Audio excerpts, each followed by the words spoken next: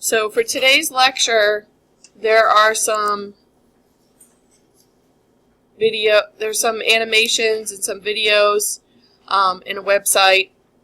And so this one I'm going to use later. So I'm going to go ahead and open that up now in another tab.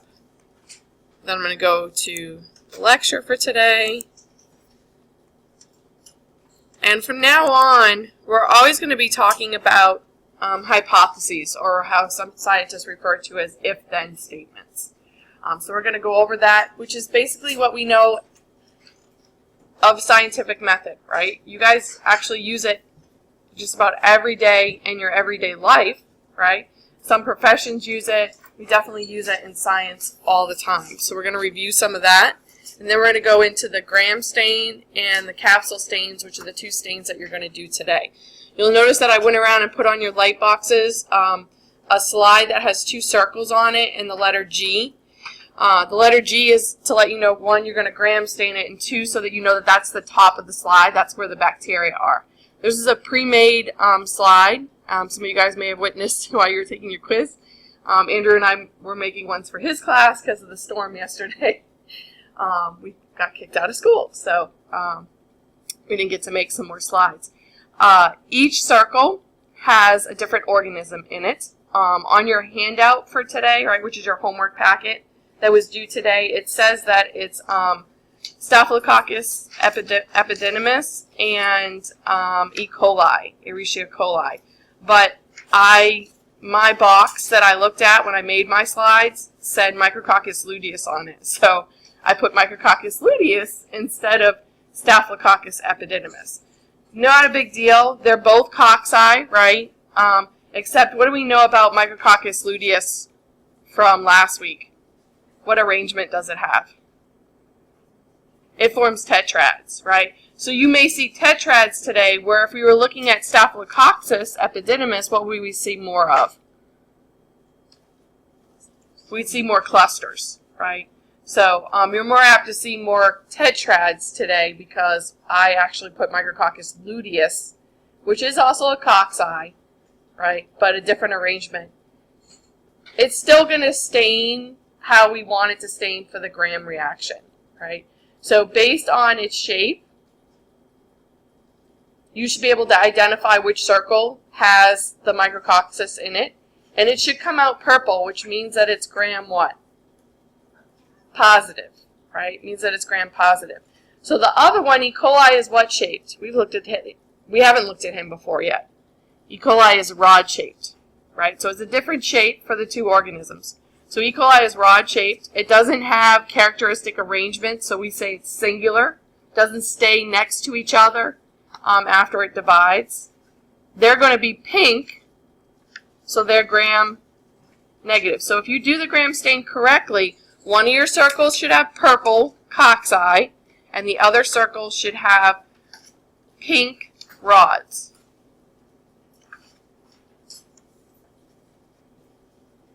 Now we're just practicing, right? So it's not the end of the world if it doesn't come out right. But this is why, too, when you guys do your unknown, you're going to do the same thing. You're going to have 3 circles on your slides. You're going to have a known gram positive and gram negative on your slide, your controls. And then the third circle is going to be your unknown organism. That way, if your controls don't come out as expected, then you can't trust what your unknown is. And in that case, you would have to repeat that procedure, right? Because something went wrong or you forgot to do something. And we'll talk about some of those complications today. So that slide has already been air dried and heat fixed for you. It's ready for staining. Okay, so that'll save us some time today.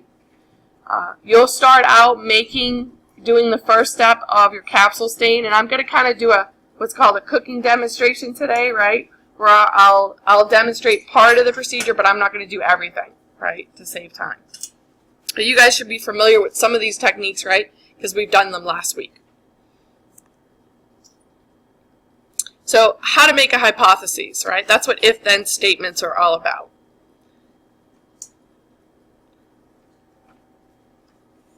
And the important thing is, can we test this, right? Is this an if-then statement that we can test?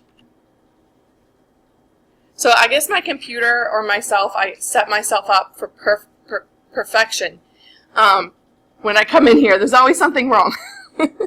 Last time, Andrew uses an Apple computer, so he had unplugged the power source that I use here. So even though I plugged my power source here on my computer wanted to go to sleep because I wasn't getting any power, right? So, of course, I immediately start forming hypotheses, right?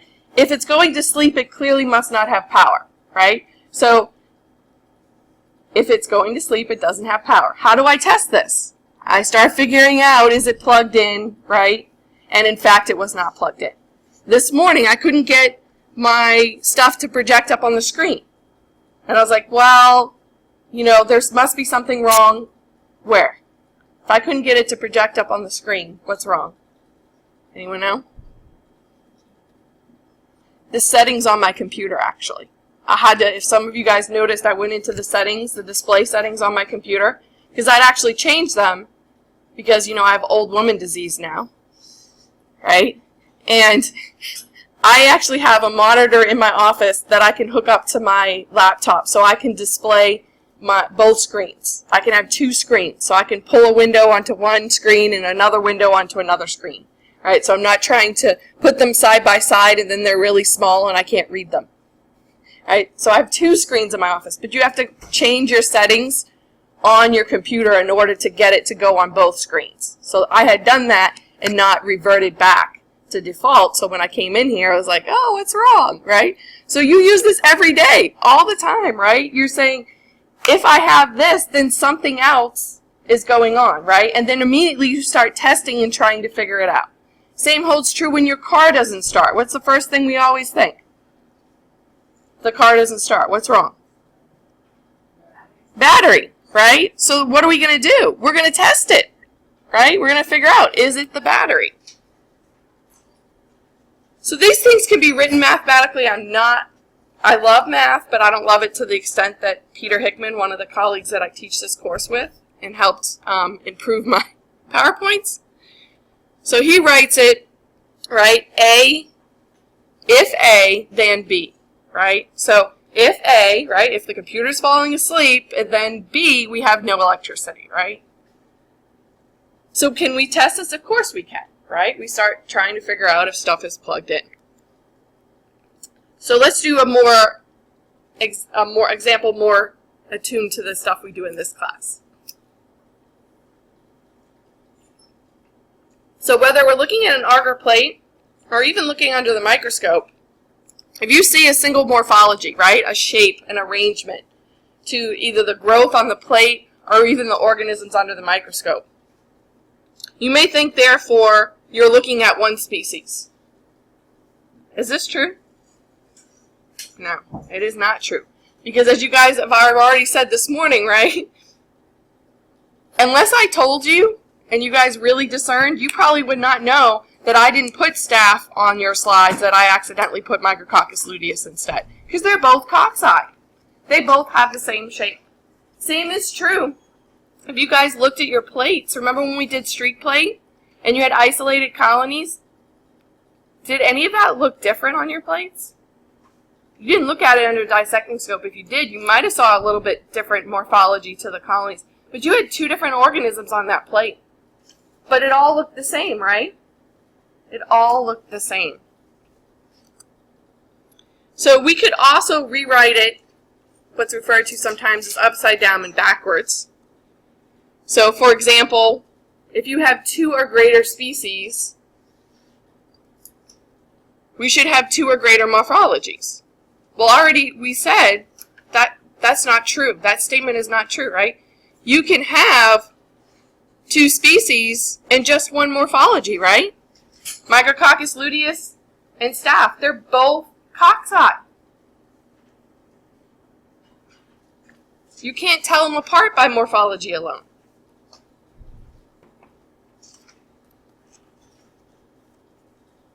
So, if the hypothesis is true, A equals B,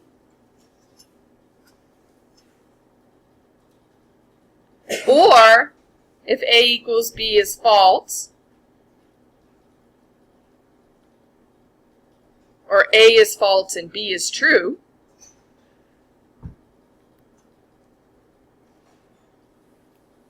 So one case, right, if A is true, right, one morphology, but B is false in this case, right, because just because you see one morphology doesn't mean it's just one species. You could have 2, 3, right, so that makes the B part of our statement false. We would say that both of these hypotheses are disproven, right? Because they don't link up, right?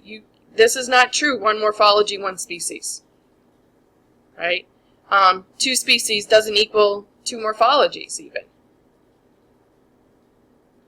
We don't have two truths connecting each other or 2 falses connecting each other. So our hypothesis is disproven.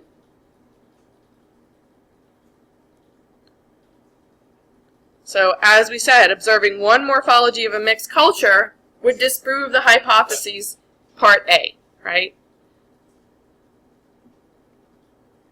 So one morphology, but yet we have 2 species, right? At least, a mixed culture is at least 2 or more. Even with our rewritten hypotheses, right? Greater than 2 species equals greater than 2 morphologies. We can have 2 species look the same, have the same morphologies. If a hypothesis can't be refuted, then we have supportive evidence for it. There are some hypotheses that are so well supported, they're referred to as theories, right? So we have several theories in science. And in fact, scientists a lot of times are actually trying to disprove hypotheses. Right? We're trying to find out that something is not true.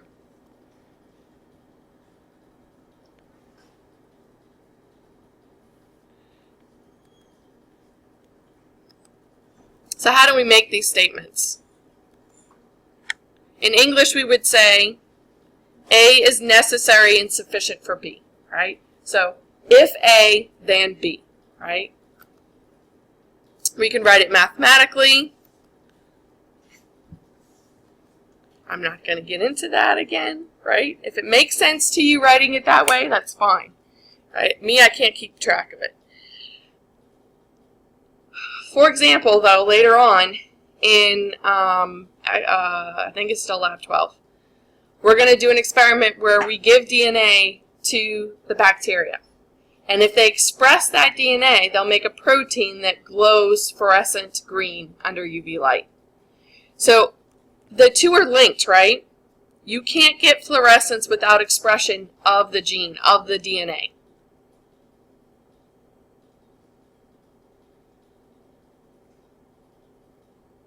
So it doesn't matter which way, right? You can't get fluorescence without expression. With expression, you will get fluorescence. Make sense? See how the 2 are linked? So as I said, we use this in our everyday life. Right? We're always forming hypotheses, making them, testing them. We're doing if-then statements all the time. Several different careers use it quite extensively.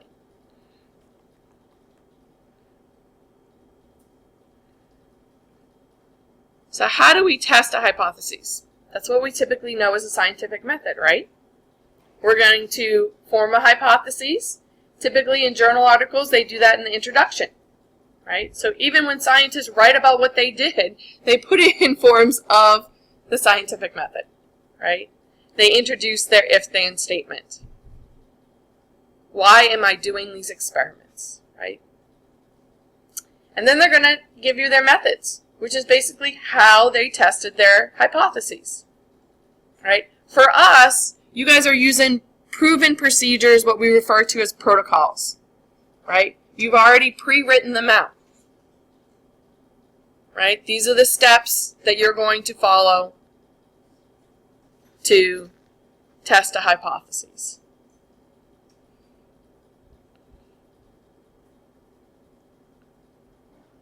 How do I perform these experiments properly? The results, right? What do you get? So after you guys stain your slides, that's it? Pack up, go home? Now what are you going to do? You're going to look at them under the microscope. Is that it? What else are you going to do besides look at it? You're going to write it down. You're going to record your results, right? We're going to make observations. You're going to look at it. You're going to record your results. You may do that in the form of a figure or a graph, a table. You might even take pictures, right? Of course, we would exclude any data from the samples where you know you made a mistake. Unless, of course, you accidentally discovered something new. Then that'd be a whole nother, right, situation. Which has happened numerous times in science, right? They're trying to work on one thing and they discover something completely different. They weren't even intending on finding out. So, what outcomes should I record and how should I report them? Right? And then in the discussion, you're going to justify any ambiguous or contradictory results. So, we'll draw conclusions. Okay, so what? E. coli came out pink, y'all. What does that tell us, though? No, E. coli is supposed to be pink. It's supposed to be pink. It is gram negative, right? So, based on that result, we can draw the conclusion that it's gram negative, and then we can go one step further. We can even say, as we're going to find out today, what its cell wall makeup may look like and how many membranes it has. Right? So, what does this data mean? Yeah, so what? It's pink. But what does this tell us? Why do we do these experiments? What kind of important information are we trying to ascertain by doing these protocols? Because when you guys get your unknown organism, it's unknown, right? To you at least. I know what I gave you. Right? But you're not going to know whether it's gram positive or gram negative. So you're going to have to do the protocol. You're going to have to gram stain it. And whether it comes out pink or purple is going to then tell you something about your organism and help you identify it. So the gram stain is the most widely used procedure too, and it's going to be one of the first ones you're going to do when you're trying to figure out your unknown organism. So it was developed by a Danish bacteriologist, Hans Christian Gram, so it is named after him. All right, he developed this method to distinguish between the two major classes of bacteria that we see. And in fact, it divides bacteria basically in half. About 60% of the known bacteria are gram negative, the other 40% are gram positive. So if you have an unknown, your possibilities basically get divided in half after you perform a gram stain and do it correctly.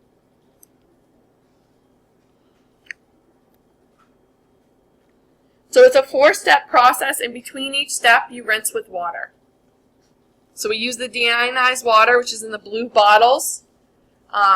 At the end of lab, if your bottle is not very full, fill it back up for the next class with the deionized water carboy. You see that big jug that says DI water? Don't fill it up with sink water, right? Sink water, as you guys already know, is nasty, right? It has all kinds of minerals and stuff in it that would interfere potentially with our stains.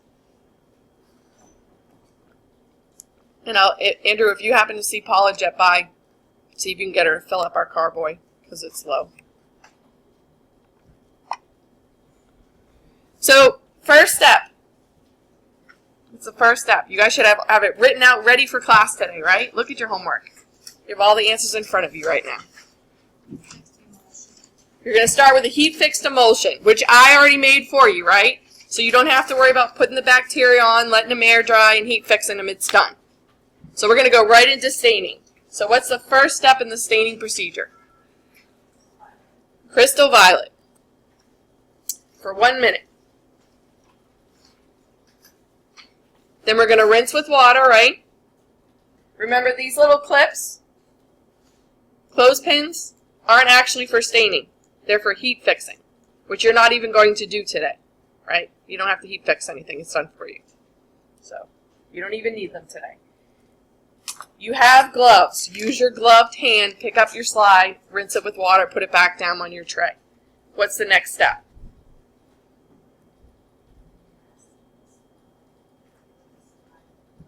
Yeah, no, that's called your hand, right?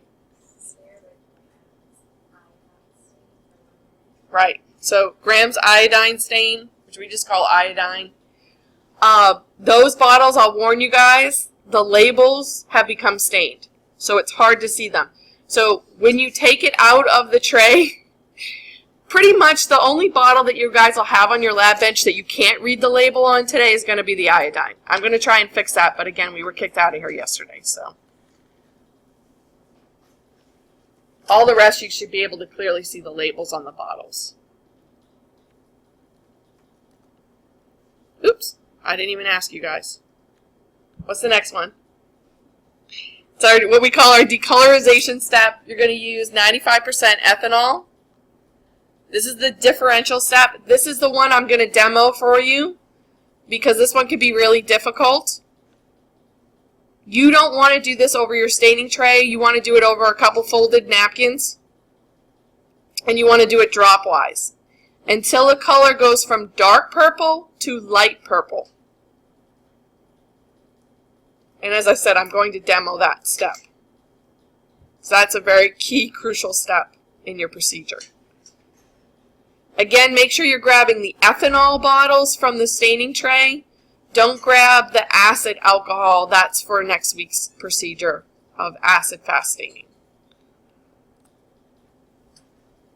Then the last step, after you do the ethanol, you want to, again, rinse with water, and then you're going to counter stain with safranin for 1 minute. So if done correctly, and we do have gram-positive cocci that we're using today, so you're going to see purple circles, right? Purple cocci, which would be gram-positive because they're going to stay purple throughout the procedure. Positive in this case does not mean charge. It means in this reaction, in this procedure that we're doing, it comes out positive for the reaction because it stays purple the whole time. Gram negatives, on the other hand, get decolorized and are stained only by the counter stain and will come out pink. And in this case, as in for your slides today, they're going to be rods. Your organisms are separated into two different circles, though, on your slides, right? They're not mixed like you see in this picture. So you have to look in those two circles drawn on your slides. So as I said, right, you're going to, when you stain a bacteria, it's either going to come out purple or pink. But it doesn't have anything to do with its shape, right? Its shape does not determine whether it's gram-positive or gram-negative. Because you'll notice that there are gram-negative cocci that exist, just like there are gram-negative cocci that exist, although we do not use any of them in the microbiology lab. So if you have any gram-negative cocci, you did something wrong, right? Because we're talking about pretty serious pathogens like Neisseria gonorrhea and Neisseria meningitis. There are other gram-negative cocci out there. We just can't seem to make them happy in the microbiology lab. So we don't mess with any of them. We've got a ton of gram-negative bacilli rods. So E. coli, of course, is the example one we're working with. You guys have worked with Klebsiella. You'll work with it again today. If you were to gram stain it, it would also come out gram-negative. It would be pink. We've got quite a few gram-negative cocci to choose from in the lab. Micrococcus luteus that we're working with today, but also all the staphs, right, are gram-positive. We get a bunch of gram-positive bacilli, and in fact, the genus Bacillus are all gram-positive rods. So if you were to stain them, they're going to come out purple.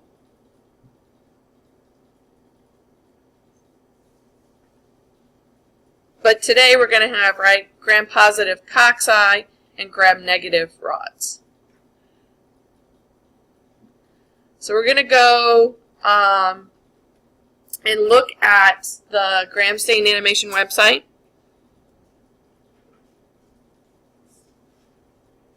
And if you go to this link, or if you've gone to this link before and you're not in my lecture class, it doesn't have audio, right? So don't try and fix the audio on your computer, right? It doesn't have audio. It does have a transcript, though, that I'll show you. But I'm basically going to add my own audio right now, right, with our recording for today. What this tells us and why we see these differences is there are major differences between the cell wall composition of both gram-positive and gram-negative. And how these interact with the dyes in the mordant, the iodine, and the decolorization is why we see the different colors in the gram stain. So we're going to go down to the molecular level, right? So I'm going to switch over to that website. Thank you, North Carolina State, for putting this out there because it's really good. So we're going to start out with the gram-positive. So I'm going to go ahead and click on those. And so if we were able to look down, we had a high-power electron microscope, right? We could see the cell membrane layer, right, made up of the phospholipids and the embedded proteins. And we'd be able to see the peptidoglycan layer, right? This is the substance that makes up the cell wall of bacteria. In addition, they have teichoic acid associated with their peptidoglycan layer. This is almost like rebar. It adds support to the many layers of the peptidoglycan, this sugar amino acid large molecule that makes up the cell wall of bacteria. So the first step is adding the crystal violet. Now there is some charge involved here, right? Because we learned that crystal violet is a basic dye. So what charge does it have? A basic dye. Positive. And what charge do cells have? Negative. Specifically, what inside the cell is highly negatively charged? The DNA, right? As well as the phosphates associated with the membrane. So these positively charged crystal violet are going to be attracted to the inside of the cell and at least its membrane as well. So there it goes inward. All right, we're going to rinse with water. Then we're going to apply the grams iodine. It also is going to go inside the cell. And it's going to complex with the crystal violet to make a much larger molecule. We call this the di-iodine complex or the crystal violet iodine complex. Rinse with water after a minute, right? And then we're going to decolorize. We use ethanol as a decolorizer. And for some reason, ethanol causes changes to the peptidoglycan layer. So watch that layer.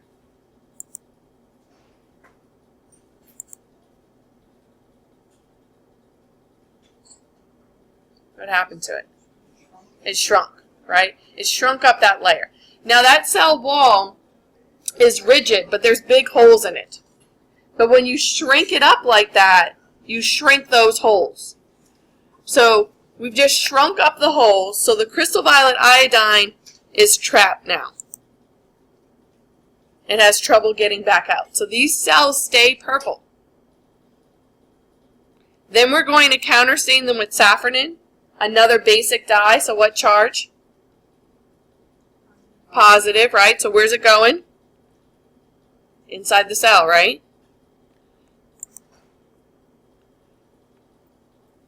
So safranin is a red dye, but because they're already stained purple, they're still going to just look purple. They may look a darker shade of purple, but they're still going to be purple. And this is because the purple is a much more vibrant color than the red of the safranin. So my best example for explaining this is most of us have experienced doing laundry, right? And mixing colors. And the problems that you can run into that. So I once, when I was a kid, teenager in charge of laundry duty, put a red sock in with the whites. Yeah, my dad had pink underwear for a couple weeks. But it's underwear, so he dealt with it. He was cool with it. He doesn't like doing laundry, so he was alright. Nowadays, right, people wash everything together, right? Especially colors, right? In my house, we had so many people, we literally had different colored piles. But, you know, there's stuff that you can put in the wash to help stop that stuff from bleeding. My current husband, don't tell anybody, but he has black underwear. I love this, because, again, I don't have to worry about it, right? I can throw it in with everything else, and if anything bleeds, we're not going to notice, right? Because that dark color, right, even if it absorbs the other colors, you're not going to notice it. So the same thing here, even though it's purple, right? You add a little bit of red or pink on top of it, it's still going to be more purple than anything else. Make sense? Okay. So under the microscope, they're purple, if we do it right. And this is because what structurally did they have?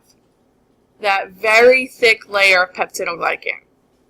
And how it was affected by the crystal violet. The iodine crystal violet complex happening, right, making it bigger and then shrinking that layer with the ethanol. Gram-negative obviously come out different. Because look at their structure is significantly different. We've still got peptidoglycan, we've got a cell membrane, but we also have another membrane. Anyone know what it's called? The outer membrane. It's the outer membrane. That's it, y'all. It's that simple. It's the outer membrane. But you'll notice that it is not the same chemically as a cell membrane. Its outer leaflet here is made up of a substance known as lipopolysaccharides. So they're lipids here still, but these are sugars here. And this creates a significant barrier for things getting into the cell. So this is why it's important for us to know the differences between gram-positive and gram-negative, especially with treatment, because most antibiotics can't penetrate, especially peptidoglycan, can't get through, when that cell's alive, can't get through that outer membrane. When we get a gram-negative infection and the cells, our immune system starts destroying these cells, or if you take antibiotics that start destroying these cells, the bad news here is that that lipopolysaccharide, the lipid component, is toxic to us. It's called an endotoxin because it's from within the cell, basically. The presence of this in someone's bloodstream is really scary, right? Because, again, it's toxic. And this is why people, when they have gram-negative infections that have gone into the blood, they have to treat very carefully. We can't just throw a whole bunch of antibiotics in there. So we keep killing a whole bunch of cells all at once. Then we just keep releasing this endotoxin, which can travel throughout the bloodstream and really damage the body. So knowing this kind of information is even really extremely important clinically, right? We want to know, is it a gram-negative bacteria? Because these guys are really bad news. Not to say there aren't really bad news gram-positives out there, right? Those guys got their own bag of tricks and bad news when it comes to them. But definitely, we want to know about gram-negatives. So we would stain and do this gram staining procedure. So same steps, right? We're going to do crystal violet. It's going to go where? Into the cell. Because remember, these cells are dead, right? So they're not going to be able to stop it. It's going in. Then what's next? Iodine. It's going to go in and bind with the crystal violet, make a much larger molecule, complex. Then we're going to decolorize, so watch what happens.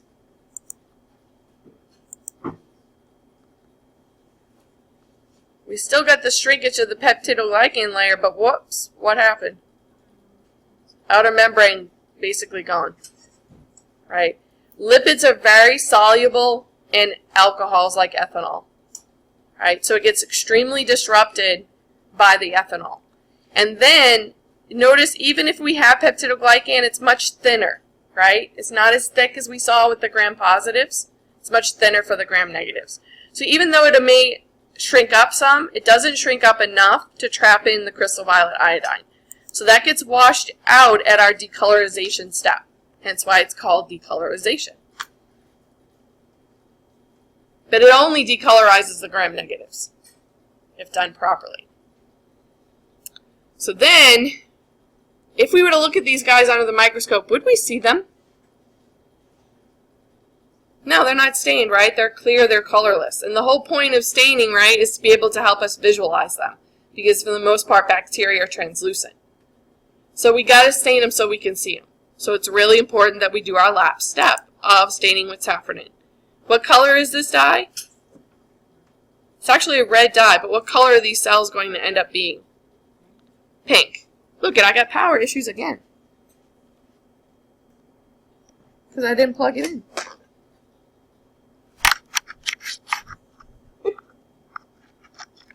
There we go. Easy fix. So, because these guys have been damaged in that decolorization step, even though this is a red dye, they're not going to retain a lot of it. So it's going to be a lighter shade of red, which we call pink, right? So that's why these guys are pink.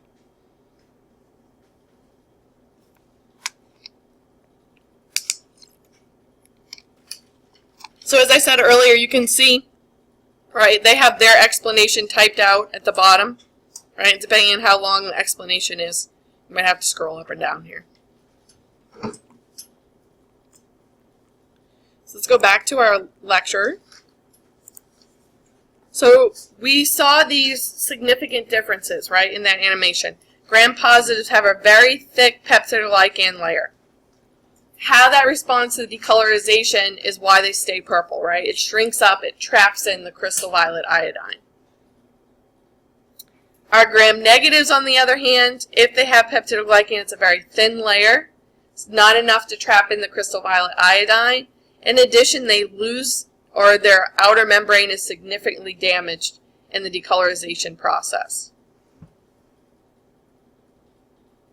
And therefore the crystal violet iodine comes out, they become colorless, we've got to counterstain them. So why do bacteria have cell walls? It does help form those different shapes that we see, but the main purpose of it is to protect them from osmotic pressure, right? From water rushing in and causing them to burst.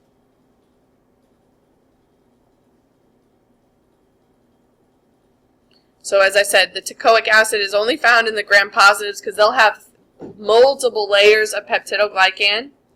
And so this helps support those multiple layers. So it's almost like rebar, right? When we put rebar down, we're pouring cement to support that cement mixture, right? Add some support to it. They add the rebar.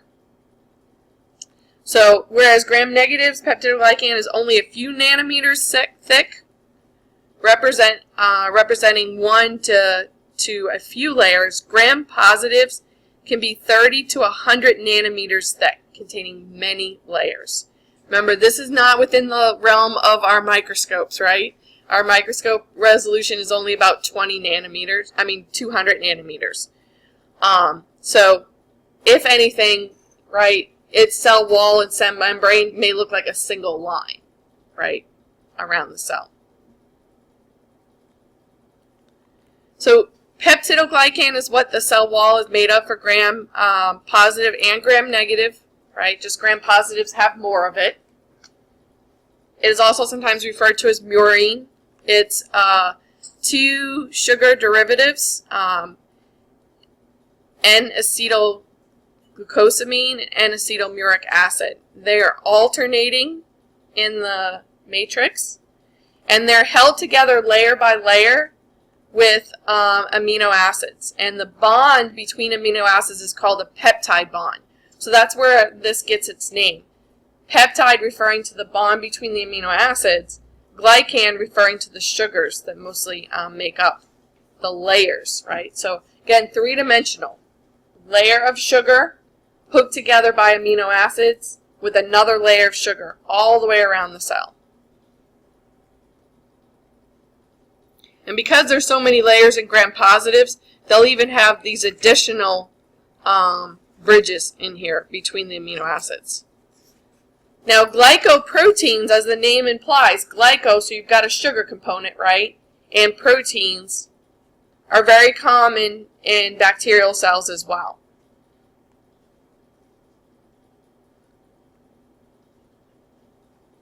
So you have a protein component and a sugar component to those molecules. And this is very common, right, to have sugars and proteins associated with each other. And we'll see this in the capsule layer.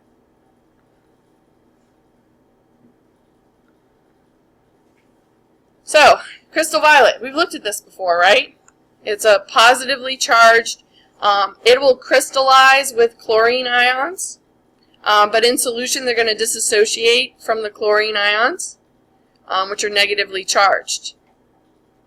What happens when we do the Gram stain is we're going to switch out the chlorine ion for an iodine ion. And if you look on the periodic table, chlorine is 17, iodine is 53. This means that chlorine has 17 protons and 17 electrons, whereas iodine has 53 protons.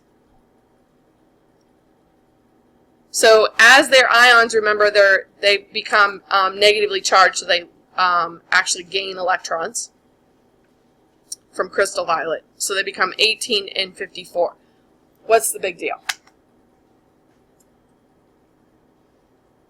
What does that mean? What's different between these guys? They got different amounts of electrons. So, here's Peter's stray cat that adopted him. Right? Notice she squeezes through this fence to go get some food, right? Guess what happens after she eats? She can't fit through. Right? So, what are we doing here? We've got chlorine, which is only 18 electrons, and iodine, which is 54. It's what? Bigger. Iodine is much bigger than the chlorine ion. So we just made that complex larger. Still with me? Right? So we made it much larger. So the ionic radius of iodine is 206 picometers, where chlorine ion is just 167. That's 123 difference, 123% difference. Right. But as you can see with the cute little kitty Sachimo, right? Little changes can make big differences, right? Just a little meal and he's stuck. He can't fit in the fence anymore. So same thing for switching out these ions, right? A small one for a big one. So this is a toy that I grew up playing with. I kind of wish I still had one. My son never had one. Some of you guys may have seen these toys, right? It has these little blocks in it that only fit into the different shapes, and they just barely fit, right? So a little kid, what they do is they put all the blocks in, right? And then they want to do it again. But they usually don't know that there's a handle at the top and the bottom, and it will separate these two halves, and all the blocks will come out, and you can do it again. So instead, well, the block went in, so I'm going to stick my little hand in that hole now and grab the block and try and pull it out. Is that going to happen? No, because the block and the hand together are too big, right? And so the little kid is sitting there screaming with his hand in the toy, and you have to convince them to let go of the block so you can slide their cute little hand back out the hole, right? And then you show them how to open it. But this is very similar to what happens in the Gram stain, right? You've got crystal violet that goes in, and then iodine. The two together traps them in. But actually in the Gram stain procedure, one additional thing happens, right? We've got crystal violet going in, we've got the block going in, we've got the hand going in, right? The two combine, they become too big for the hole. But what also happens to the hole when we Gram stain? It shrinks. Can you imagine that? You'd really have a screaming kid. He sticks his hand in and then the hole shrinks up around it. That would not be good. So this is a little intelligence quiz for you guys. How do you get that ball out the hole? It didn't go in like that, did it? Take the sticks out, right? Take the sticks out. And clearly they put the ball in and then stuck the sticks in. Right? So tables are a good way of organizing information. You guys really need to know to this level, right, what happens at each one of the steps and why it happens. So, you can put them side by side, right? We could look at it each one individually as we have, right? So all written out. I'm not going to read it again, right? But this is a good way to help you study and help you organize information, right? See if you can do this on your own. Right? And then the most important key step in this procedure, which I am going to demo, is that decolorization step. These where these guys differ, right? Everything is pretty much the same in the other blocks. It's that decolorization step where you're going to get these differences.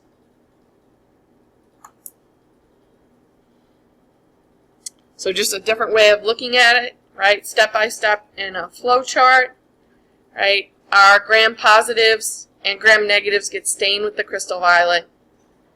Then we add the iodine complex forms. Then we decolorize, right? Remember, that's going to remove the color from just our gram negatives. It's going to retain the dye. And then we're going to counterstain. Our gram positives will actually become a deeper purple. And then, of course, our gram negatives are going to be pink because of the safranin. So now we're going to look at mistakes that could happen. And we're going to look at them individually. So you've done every other step correct, right? But you mess up one of the steps. What are going to be the consequences of this?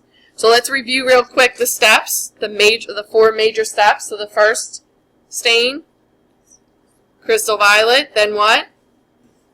Iodine, decolorize with ethanol, and then counterstain with safranin. So if you do all the steps correctly, but you forget to add the iodine, for a gram-positive cell, are you still going to get purple cells? You will, right? Excuse me, you will not. Let's go through each step. So you're going to stain them with crystal violet, but you forget the iodine. So we don't get that large complex, right? So when we decolorize, they're going to get decolorized. Okay, we can't trap in the crystal violet, it's too small. And then we're going to counterstain them with safranin, and they're going to come out pink. Is this a correct result for gram positives? No, they're not supposed to be pink. They're supposed to be what? Purple. So what about the gram negatives? If you forget the iodine step, is that going to affect our results? No, because they get decolorized anyways, right?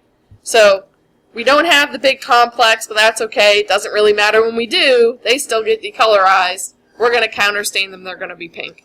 And yeah, that's the normal result, except the problem is both our cells are what right now? Pink. So you can't forget the iodine, right? It's an important step. What about the decolorizer? For gram positive, is it going to matter if you forget to decolorize? No, because they're going to stay purple anyways. If you do all the other steps correctly, right? We're going to stain them purple. We're going to get the diiodine complex. When we decolorize, they wouldn't decolorize, but in this case they're not going to because we forgot. We're going to stain them with safranin. They're going to be a darker purple, right? And purple is what we expect. But for our gram negatives, if we forget to decolorize, is this a major problem? Yes, because we're not going to decolorize them like we normally would. So they're going to stay what? Purple, right? We stain them purple, we do the iodine, we forget to decolorize. They're still going to be purple, even if we counterstain them with safranin. They were purple to start, they're just going to be a darker purple. So is this correct? No. If you don't decolorize, you end up with all purple cells. What if you forget the safranin? For gram positives, is this going to matter? No, they're still going to be what? They're still going to be purple. There's not going to be a dark purple, right? We're going to stain them with the purple dye. We're going to do the iodine complex. We're going to do the decolorization, which doesn't affect them. You don't counterstain, they're already purple, they're going to stay purple. There's not going to be a dark purple. So is this what we expect for gram positives to be purple? Yeah. Shade looks about right, right? Telling the difference between dark and light purple, not easy. But as far as our gram negatives are concerned, this could be a major problem for us because if we do crystal violet, we do iodine, we decolorize, if we stop there, they're what? Colorless. You're not even going to see that they're there. Right? So is this a correct result for gram negatives? Yeah, definitely not. Now this next one, I did just to see what would happen. So what happens if you were to switch the order of the dyes? What if we started out with safranin first instead of crystal violet? So for our gram-positive cells, we would stain them red, right? The iodine will complex with safranin as well. We decolorize, but remember they're going to stay the color, in this case red. Then we're going to counterstain with purple, with crystal violet, so they're going to become a dark purple. Is this what we expect to see for gram-positives? Yeah. But then our gram-negatives, if we start out by staining them red, right? And then we do the iodine and get the complex, and then we decolorize, they become what? Colorless. And then we're going to stain them with what? Crystal violet, so they're going to be purple. Is this what we expect for gram-negatives? No, they're supposed to be pink. But there is a difference, right? They're going to be a lighter purple than the gram-positives, which will be a dark purple because they were stained by both the crystal violet and the safranin. So, a summary. If you don't do the iodine, you're going to end up with all pink cells. You can't distinguish. If you don't decolorize, you end up with all purple cells. You cannot distinguish. If you don't add the safranin, you will not see your gram-negatives. If you reverse the order, you'll actually get dark purple gram-positives and light purple gram-negatives. I don't know about you, but telling the difference between the pink and purple can be difficult at times, never mind whether it's light or dark purple. And the only reason I knew this is because I mixed them side by side. So I was able to compare them literally side by side and see that one was in fact darker than the other. And it was in fact my gram-positive that I had put on there. So, false negative, right, because gram-positives are supposed to be purple, not pink, right? So you'd get a false negative result if you made this mistake of forgetting your iodine. You can get some false positive results for your gram-negatives, right? You think that they're gram-positive if you don't decolorize or you reverse the order and don't recognize that. And you can even have undetectable, right? Which would be probably the worst case, is if you forgot to do your safranin. So the steps are important, and this is also why it's important that we do controls. Today you're basically working with controls. We know what the organisms are already, right? So we know what to expect. We know our cocci need to be gram-positive. They need to be purple. Our gram-negatives need to be our rod-shaped ones. They need to be pink. If you didn't do that, you probably messed up one of these steps. Depending on how things look, we may be able to figure it out. But it's not really important to know what you made, what mistake you made, is that you don't make mistakes in the future. Right? So I won't ever give you a slide or even try to deduce on your slide what you forgot to do. But definitely use your checklist, right? Use your written out notes. Check off, okay, crystal violet, iodine, decolorized, safranin. Make sure you know you did each step in the correct order. So hopefully when you look at it in the microscope, you get the correct results. So both crystal violet and safranin, we've already said, are basic dyes. So they have what charge? Positive. So they go inside the cells. We could use them to do just regular simple stains, right? Where we just stain the cell.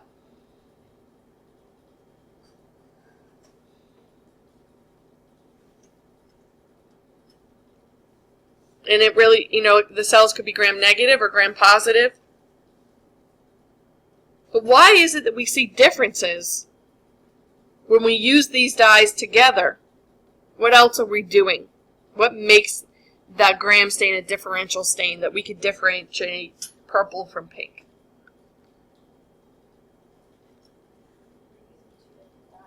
We're using two different dyes at the same time, yep.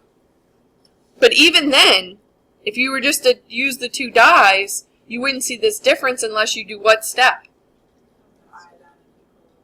right? The iodine we know is important, but for all differential stains, the most important step is going to be your decolorization step,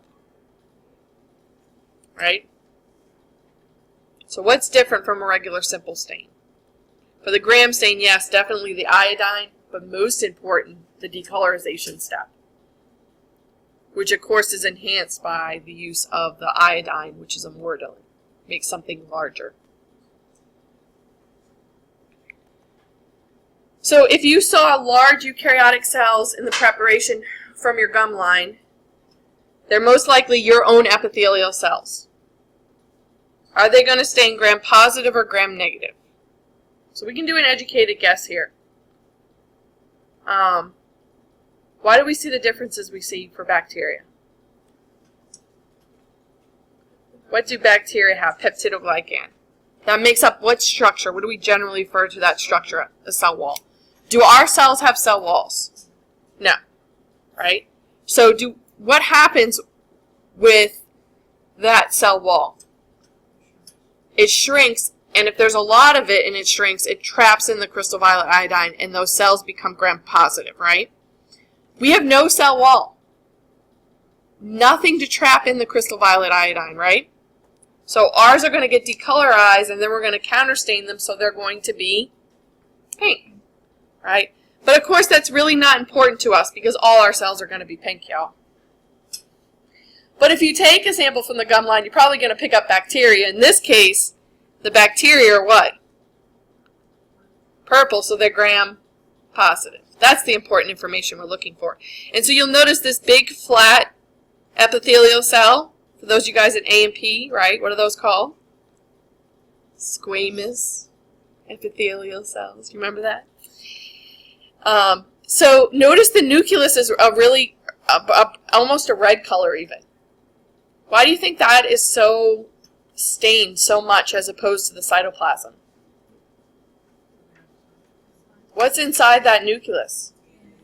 DNA is in there, so a lot of the dye is going to go in there, right? Because of that negative charged molecule of our DNA. So, scientific method for the gram stain. Could we do that? Absolutely. We know, right? We're trying to ask a question, right? Why are we performing this experiment? How do we perform it? What results are we going to get? And we need to record these, of course. What do they tell us? What does it mean that it came out purple? What does it mean that it came out negative? Well, it means cell wall structure, right? Does it have a thick layer like gram positives do, right? It'll come out purple. If it has a very thin layer with an outer membrane, it's going to come out pink, right? So we want to know the structure of the bacterial cell wall. That's why we do the gram stain, right? We know the steps of the procedure. We need to learn to be able to do them accurately. We're going to look at our results under the microscope and record them. We may even take pictures. And this is going to tell us something about those organisms, right? Gram positive is really thick layer. And as I said, about 40% of the known bacteria come out gram positives. 60% are gram negative. So the next is glycocalcic layers. And the one that we're most concerned with we refer to as a capsule. If a cell has it, it is outside the cell wall and outer membrane. Is the outermost covering. So it's represented here by number 6 in the drawing. Glycocalcics refers to sugar coat, right? Glyco, sugar, calcics, the husk, the coat, the surrounding. Occasionally, it can also be made of glycoproteins, and there's at least one incidence where a glycocalcic layer is made of just amino acids. But mostly there's sugar, an additional sugar layer. They can exist as a capsule layer or a slime layer.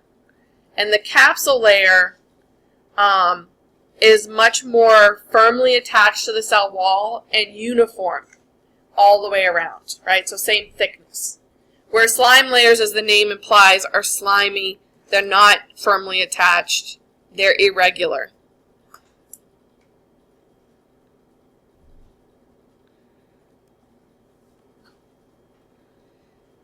The important thing for these organisms is this additional layer will provide a certain level of protection.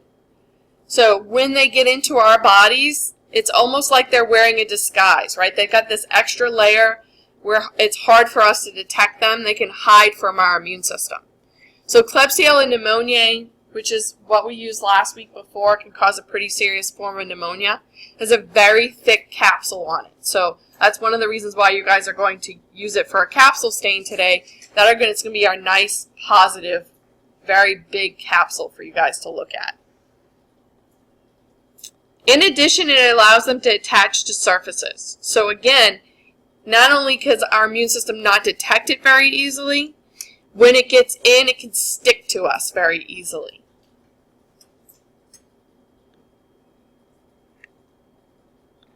So I've made some changes to this protocol slightly, so you'll notice that it is actually typed out for you in your homework handout. So just like negative staining, we're going to drop a Congo red on our end of our slide, and we're going to add our bacteria to it, and then we're going to spread it out. We're going to put it on our light boxes to air dry. We do not heat fix these slides. So again, no heat fixing today, no need for clothespins, even though they might be on our supply list. We're going to flood, after they've completely dried, then we're going to move them to our staining tray, and we're going to flood them at Menville's stain for 1 minute. This is going to turn the slide from a red color to a grayish blue color, and this is due to a pH change that's going to happen. This solution contains acetic acid. Anyone know what acetic acid is? Vinegar. So again, it's going to stink like vinegar, right? So those of us that are offended by that smell, I'm just warning you ahead of time. It's not anything that's going to hurt you, right? It's straight up vinegar, right? But it doesn't smell good. Instead of doing like your book tells you to rinse the slides, you're just going to tip the excess off, and then you're going to blot them in your bibless paper books. One of the reasons why we're not going to rinse them is because you will rinse a lot of the stuff off your slide, which isn't a huge deal because, again, we're dealing with microscopic organisms, so you only need a little bit to look at. But it just makes it a whole lot easier to have more to look at, right? And we are skipping one of the first steps, right? We're not using the serum. And the serum is usually what helps get these bacteria to stick to the slides. Because remember, we're not what? We're not heat fixing, right? And believe it or not, even though these capsules help them stick inside our body, it does not help them stick to glass slides, though, right? So without the serum, without this protein matrix to help stick them to the slides, and the fact that we don't heat fix, there's the possibility if you were to rinse with water, you're going to rinse most of it off the slide. So we're just going to skip that step. And they come out great. Of course, we're looking at bacteria, although I do have one yeast example for you guys. So that Saccharomyces, remember Cerevisiae? That's actually the yeast that we use to make bread and wine and cool stuff like that, beer. So I have a broth culture of that for you guys today, and it's labeled yeast because I didn't write out Saccharomyces on my labels for you guys today. So you may want to make a note of that Saccharomyces is the yeast sample. It is a eukaryotic, so it's going to be much larger. It is also not a pure culture, so you'll see bacteria. You want to scan around and try and find the really big oval-shaped yeast. We've looked at yeast before, right? But this one actually will have a capsule that we'll be able to see because we're going to do a capsule stain. And I'll put demos up off to the side for you guys to look at. The other two are cocci, right? Micrococcus luteus and Staphylococcus epididymis. Your challenge today, and it is a real challenge, is one of those two does not have a capsule. One does and one does not. So amongst the class, right, and amongst your lab partners, with your keen eyes and a good slide, we'll hopefully be able to determine which one has the capsule and which one does not. So again, we're going to start out like negative staining. Do not let anybody look at a red slide under the microscope today, though. It means they didn't do the last step, which is like simple staining, right? Adding that Menville's reagent. So what was the purpose of the serum? To help the bacteria stick to the slide, right? But we're not going to do that. So we're not going to wash or rinse with water, right? Because you will wash most of the stuff off your slide. So some oral bacteria produce an extracellular capsule, right? So it's the outermost covering. What benefit would this do for them? What does a capsule allow them to do in our mouths? It helps them stick to us, right? And if they get into our body, it's going to help them avoid detection by the immune system and destruction. So our phagocytic cells that would normally gobble them up, they can't see them. Antibodies, right? We'd have to have special antibodies to attach to them to be able to detect them.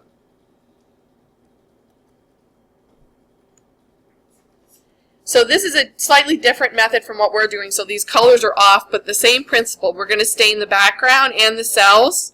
The capsule does not have a charge to it. So it doesn't attract the dyes, and it stays clear. So it's going to look like a clear halo around your cells. So this is very much like what we will see today, especially for Klebsiella pneumoniae. It's a rod-shaped bacteria. This is what our backgrounds will look like. They'll be kind of grayish, and the cells will be either pink or purplish. And then the capsule will be a clear halo around the cell. So why is this acidic stain Congo red used? Remember, what charge does it have? It's negatively charged. Our cells are negatively charged. So what gets stained? The background, right? So this is the first step. We stain the background. So only the first step, right? You got to move on. Don't look at a red slide under oil. You'll ruin it. Why is the basic stain Menville stain used? What charge? Positive. What does it stain? The cell. We needed to stain the cell, right? But also because of the acetic acid, a pH change happens to the Congo red, and that's going to change color as well. So your whole slide will change color.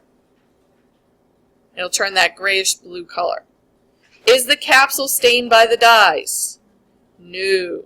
Right? What does it look like? It's going to be that clear halo around the outside of the cell. Okay. So here, I know this is a capsule stain. Why? What do you see? You see the background stained, right? Do you see that the cell is purple too? It's not clear, right? But do you see a halo? No. So does this cell have a capsule? No. One of the cocci that you're going to look at today is going to be like this, no capsule. You got to figure out which one.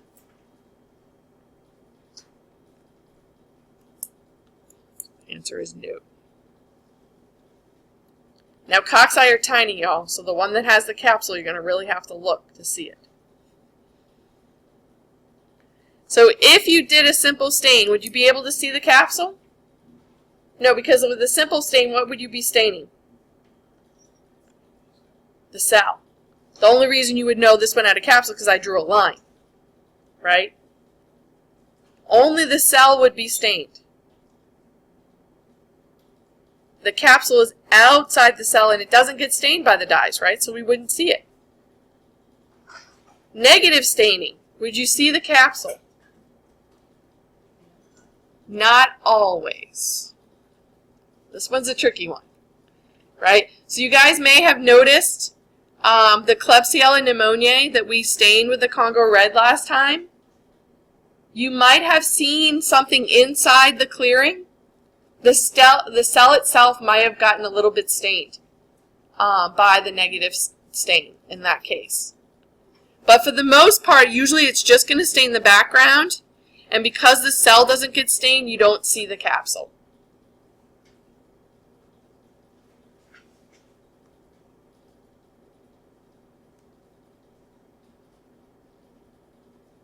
Most of the bacteria we work with have a capsule.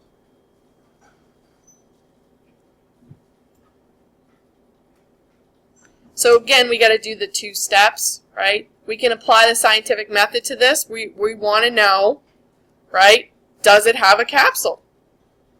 We'll do the capsule stain to figure that out. We'll look at it under the microscope. We'll draw and record our results. Remember, you just got to draw a couple of cells, right? Label the cell, label the capsule if you see it, label your background. And of course, this tells us stuff. So Streptococcus mutans, which is what you would find in your mouth, right? That one is encapsulated, and it of course helps it attach to our teeth and makes up what we call dental plaque. And when you eat sugar, it uses that sugar and produces an acid that deteriorates your teeth. If it doesn't have a capsule, then it's going to be more vulnerable to attack by our bodies, right?